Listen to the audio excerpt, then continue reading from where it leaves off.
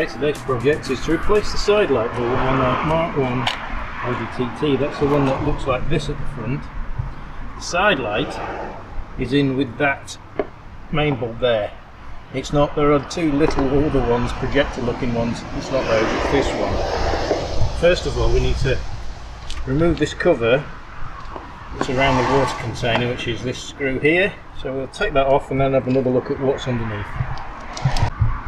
Okay, we've got the cover off, and what we need to do next is locate this. This is the back of the headlight, and there's a big metal clip there which you just lift up and pull that way, and then this cover will come off. Okay, once you've removed that clip, you can pull the white plastic part out, and you can see there that we've actually got two lights in there. There's the main halogen, and then underneath is the side light bulb, the little one. So we just need to swap that bulb now and pretty much put it back the way we took it out. Okay, here's the new bulb. It's a bit of a weird one. I don't really know if you can see this, but the bayonet is on like a 10:2 configuration, which of course, this being an Audi, makes the bulbs ridiculously expensive. It's a 6 watt 12 volt made by Osram. These, they've got like a little pinched in bit where my finger and thumb meet in there. So we'll just plug this back here and then we'll give it a test.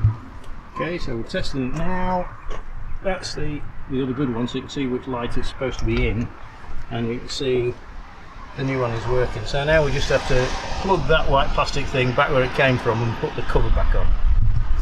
Okay, so the bulb's back in and the white plastic thing pushed back in, and I don't know if you can see it, there's a little metal clip that you need to pull over to be in the middle of the white plastic bit. Let's see if I can get with that. That holds the bulbs in.